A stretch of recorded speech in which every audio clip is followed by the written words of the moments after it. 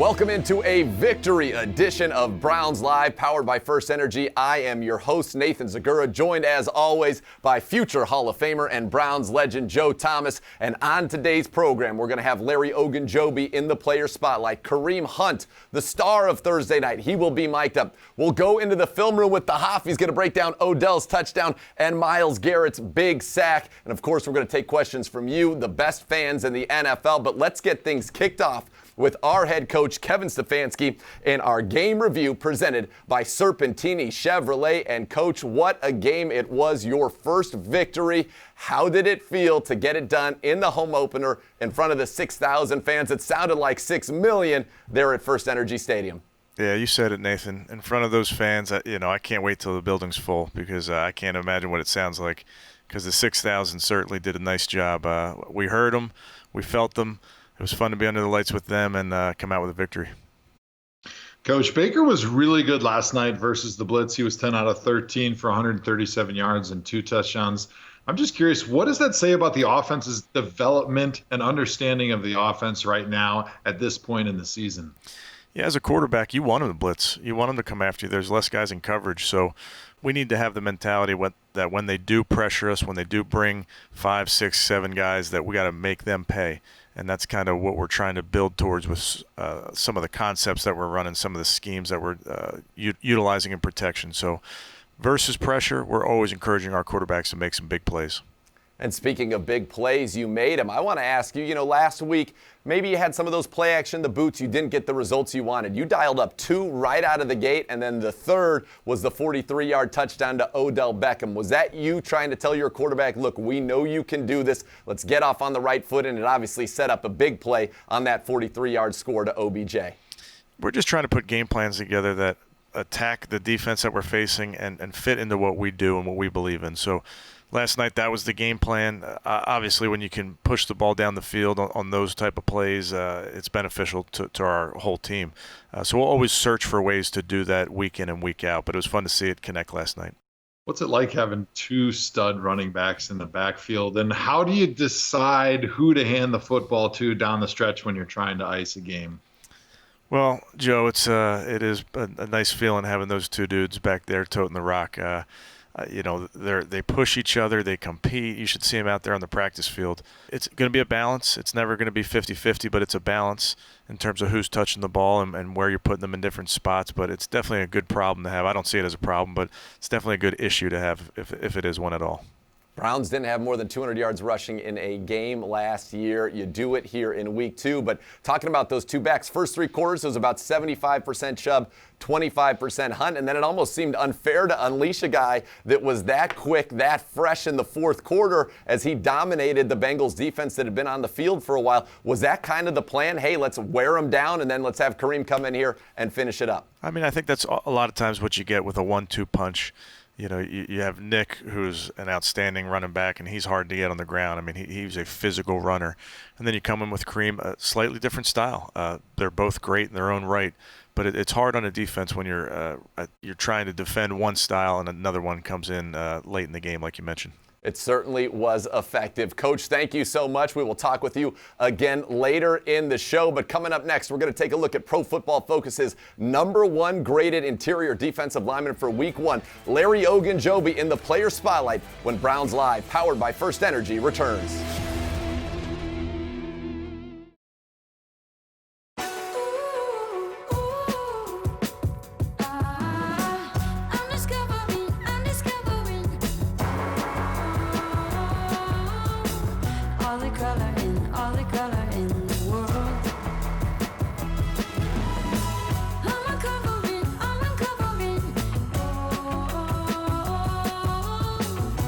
Bring color to life with the very best paint, only at your Sherwin-Williams store.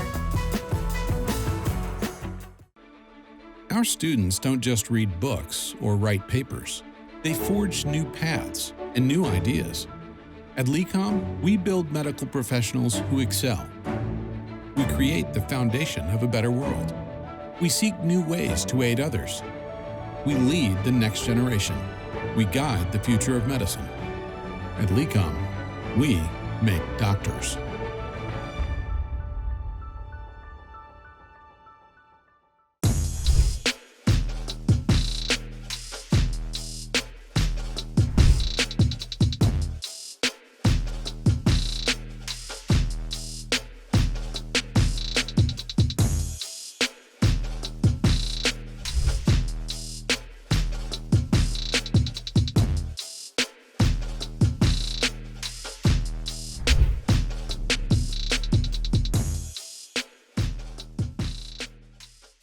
New this year, Browns fans all across Ohio will have a special opportunity to purchase 50-50 raffle tickets during the 2020 Cleveland Browns training camp. Each ticket will provide a chance to win half of the raffle's net proceeds, the other half benefiting the Stay in the Game Network and Shoes and Clothes for Kids, a Cleveland-based nonprofit organization. Some exclusions apply. For more information and to purchase a raffle ticket, visit Browns5050.com, that's Browns5050.com, or the Browns mobile app.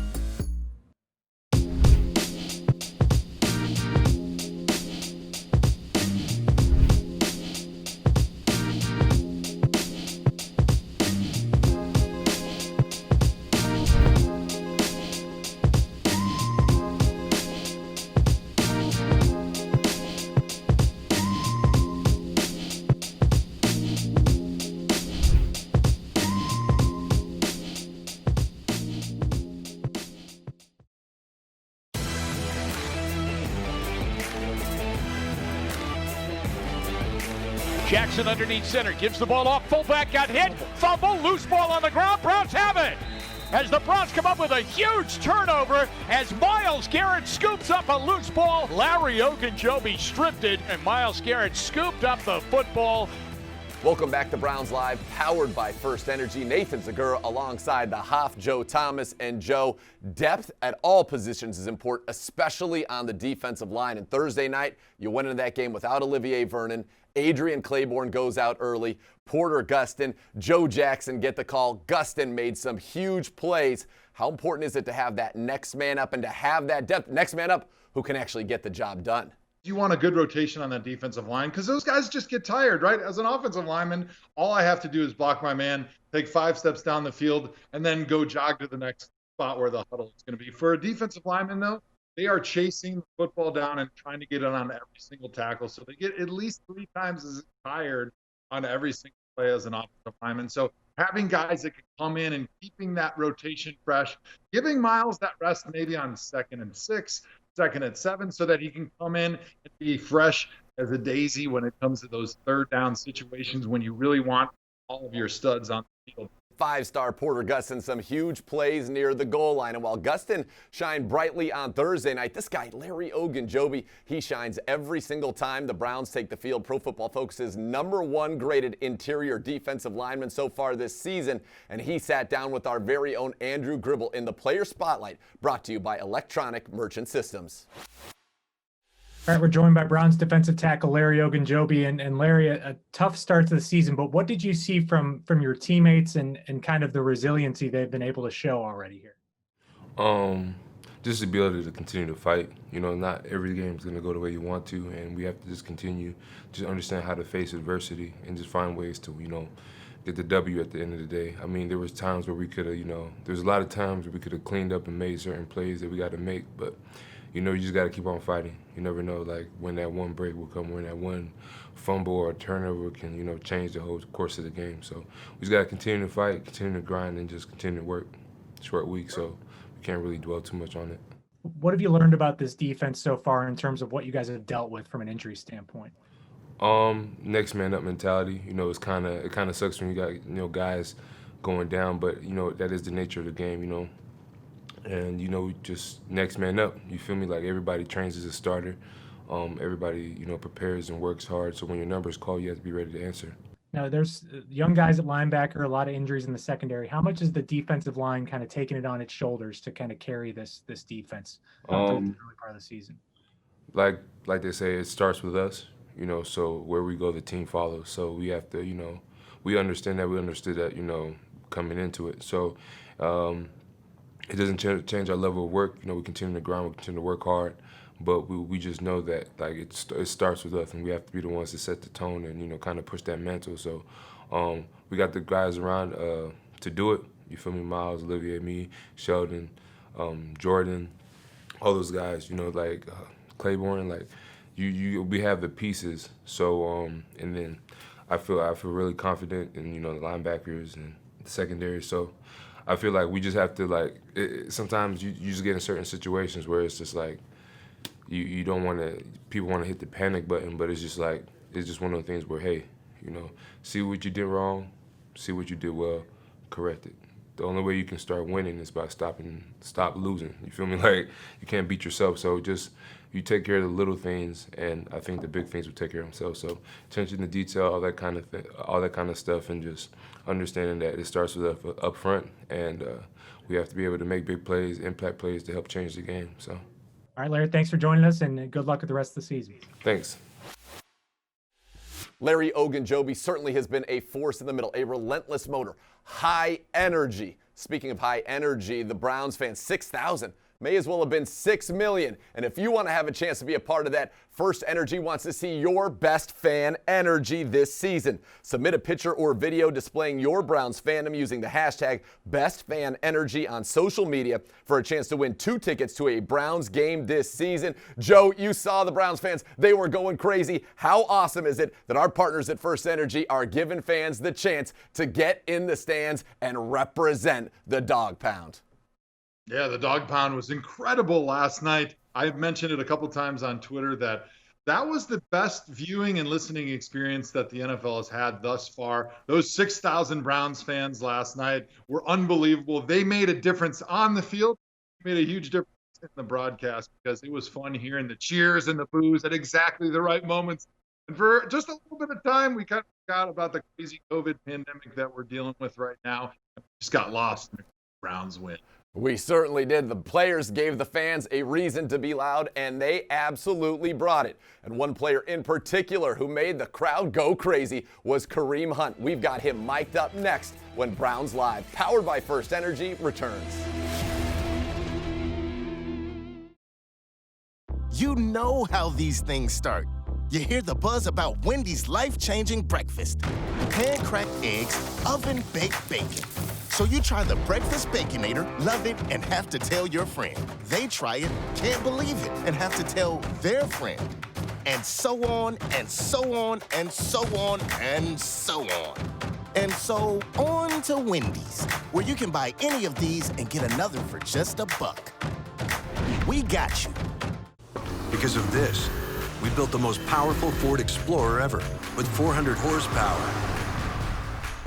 Because of this, we built Ford Expedition with best-in-class towing and plenty of room for crew and cargo. Because of this, we built Escape with Ford Copilot 360. And because Ford SUVs are built for this, you made Ford America's best-selling brand. America, I'm here to tell you the movement is on. Thousands of homeowners are plugging into solar with Power Home Solar. We install solar in your home for zero money down, not one single penny. Come join the movement and let the sun shine in.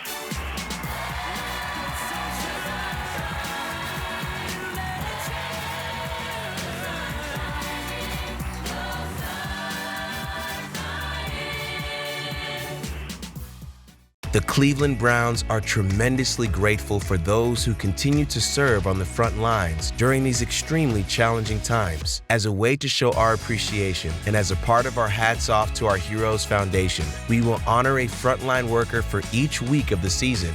Nominate any frontline worker that you know for a chance to be honored with an exclusive Browns game day experience. Learn more by visiting clevelandbrowns.com/nominate-a-hero.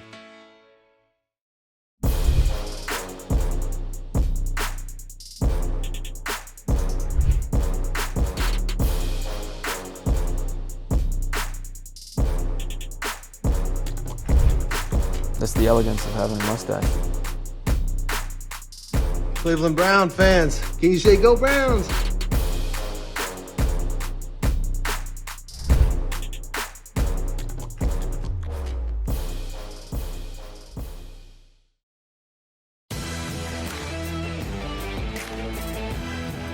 Mayfield waits on the snap. He's got it. 3rd and goal. He's stepping. He's throwing. Hunt's wide open. Caught it. Touchdown, Browns.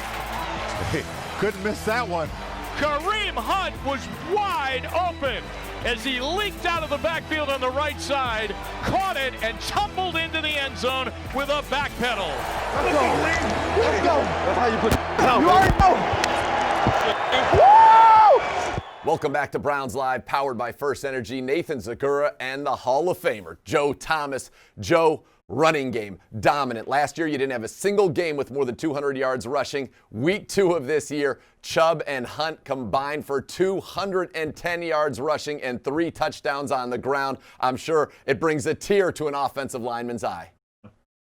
Yeah, it was great last night, on the telecast right after the game. I was talking about how the Browns offensive line is definitely now a top 5 offensive line in the NFL, and everybody across the league is going to be talking about the great offensive line play up there on the shores of Lake Erie. And you know what? Then Michael Irvin and Steve Smith, they started laughing at me. They said, nobody's going to be talking about the offensive line play. Everybody wants to talk about Odell, the connection that he's got now with Baker. But I disagree, though, because it brings a tear to my eye watching those 2 hog mollies in the backfield, acting like offensive linemen, fumbling, stumbling, knocking people over, finishing the game for a big Browns win. Absolutely, and Kareem Hunt was spectacular. What an offseason. Signs the contract extension, stays with the hometown team. First game at home, brings home the victory, and we had him mic'd up for you, presented by Ruoff Mortgage. Let's go! We live for this! We live for this! Just grateful to be out here, man. That's a blessing. Let's do it. And on Thursday night. Don't get no Thursday night. For real. They kind of lit in here. I swear. 6,000 lit, kind of lit. 6,000. It sound like 16,000. Man, look like it too. Keep showing them why you the best, man. We all know it. We all know it. Gonna bootleg it out, near side looking. He's gonna go long and deep. Beckham's out there. He's got it! In the end zone, touchdown! Let's go!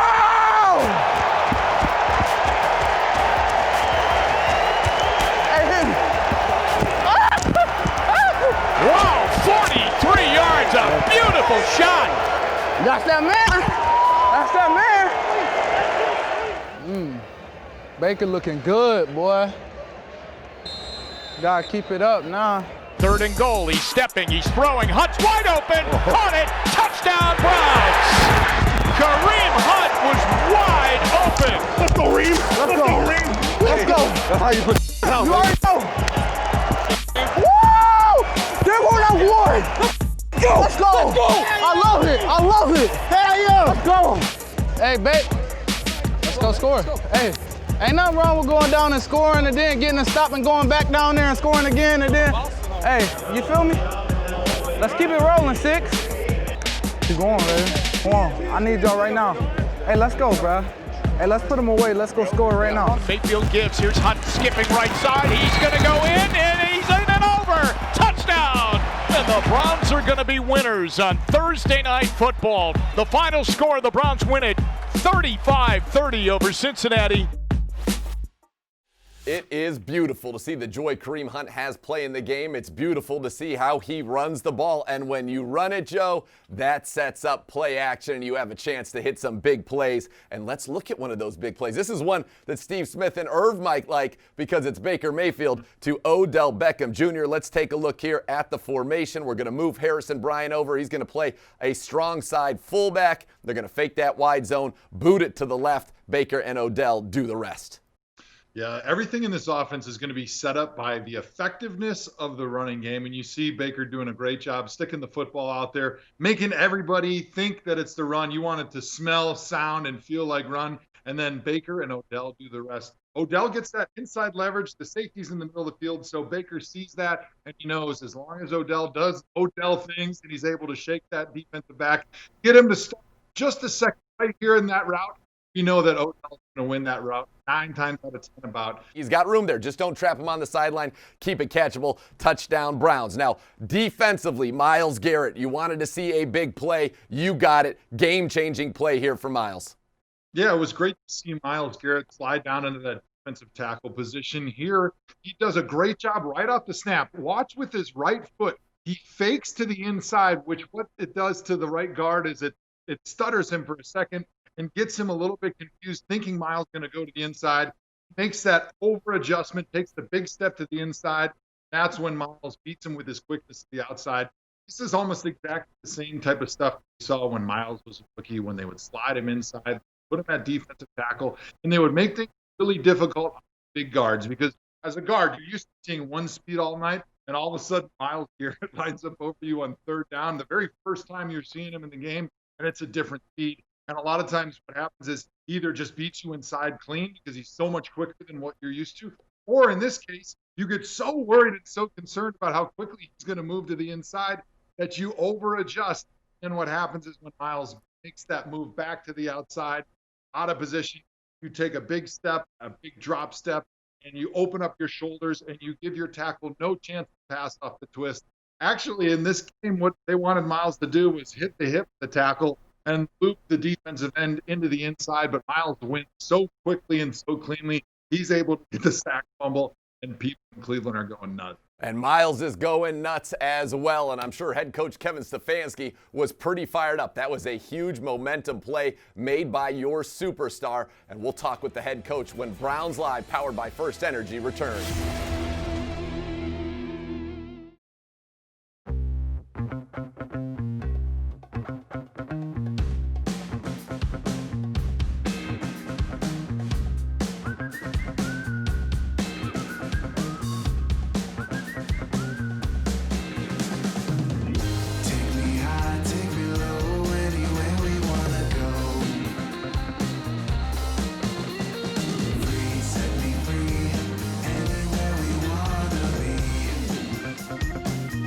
Browns fans, you can now train like the pros at Browns Fit. Our 20,000 square foot state-of-the-art fitness facility is open.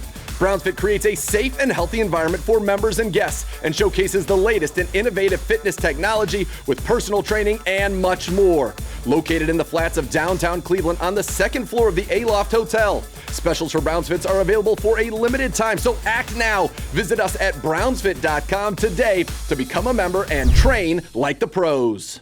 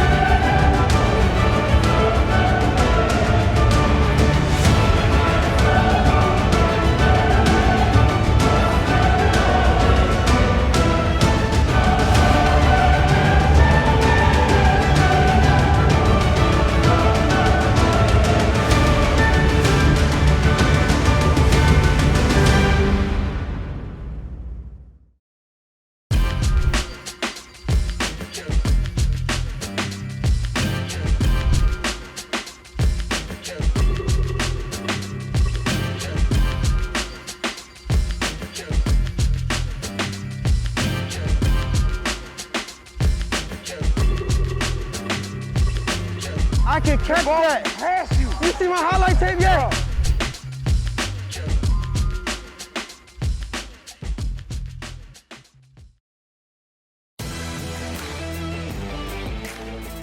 Welcome back into Browns Live, powered by First Energy. Nathan Zegura, the Hop, Joe Thomas, and your head coach, Kevin Stefanski, joining us again. And Coach, you talk about the ground game. We focused a lot on Chubb and Hunt, but there are a lot of pieces. The tight ends like Austin Hooper blocking, the fullback, who I know you're excited about, Andy Janovich. And how about that line up front? We saw big guys pulling, jumping through holes. It really kind of looked like a concert, like a symphony out there on offense. When it's going well, it should look like that. And you mentioned all those guys, and it takes 11 guys in the run game. You got to have a quarterback that's carrying out his fakes. You got to have receivers that are battling their tails off, blocking force, because you can be good in the run game, but if you don't have 11, it's hard to be great. And I think last night you saw a very physical group from the line to the tight ends, the fullback that you mentioned. I thought they did a nice job.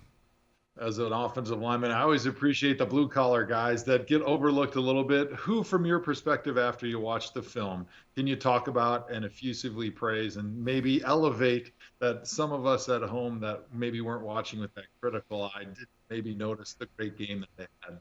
Well, you know the offensive line very well, Joe. So when you get singled out by the head coach, it's usually a fine. So Wyatt Teller's going to owe some money to those guys because he was flying around. I mean, he was physical, getting people on the ground.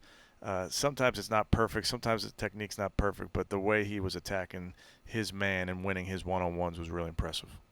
Coach, as we say, we always take questions from the best fans in the NFL, and this one comes from Mr. Jack Coleman on Twitter. Jack asks, with no refs at practices or limited ability to have refs at practices due to the COVID pandemic, what have you been doing to get this team to play such clean football and keep those yellow flags in the pockets of the referees? Well, I appreciate the question. I wouldn't say we're playing quite clean yet. We're striving to be clean.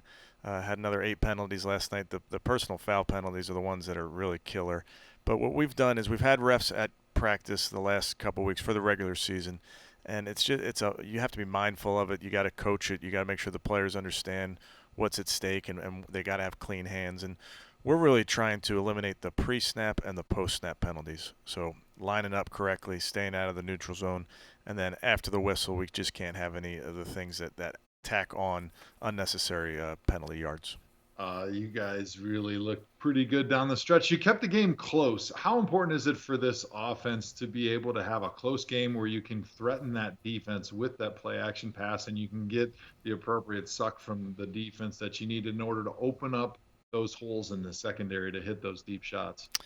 Yeah, Joe, it's important that the two look the same, the run and the pass. And I just know that from a linebacker's perspective, from a safety's perspective, it's hard when the quarterback puts that ball out there and you don't know if it's a run or a pass. So that's something that we strive for. We work really hard at practice. The guys have been grinding on this since we got them up here back in July. We want our play action fakes they can't just be good, they have to be great.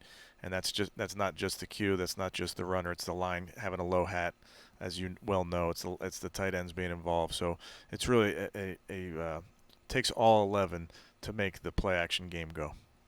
Coach, what'd you do to celebrate your first win as a head coach in the NFL? I know it had to be special. Youngest head coach to get a win in this organization's long and storied history. Is there a Kevin Stefanski tradition that you started after the win?